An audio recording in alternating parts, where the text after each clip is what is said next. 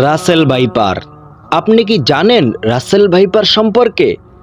এরা খুবই বিষধর। কাউকে সবল দিলে অ্যান্টি ভেনম দিলেও বাঁচার সম্ভাবনা মাত্র 20%। অ্যান্টি ভেনম বাংলাদেশেই নেই।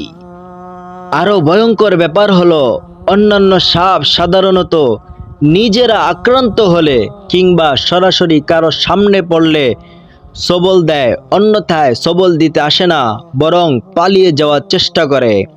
কিন্তু রাসেল ভাইপার দূর থেকে মানুষ দেখলেও তেড়ে আসে আর সবল দেওয়ার চেষ্টা করে। অন্যান্য সাপ একরকম বিষ ধারণ করলেও রাসেল ভাইপারের বিষ একই সাথে 5 থেকে 6 ধরনের হয়। এই সাপ খুব দ্রুত বংশবিস্তার করে। এরা সরাসরি বাচ্চা দেয়। এরা প্রায় 30 থেকে 80টি পর্যন্ত বাচ্চা দিতে পারে।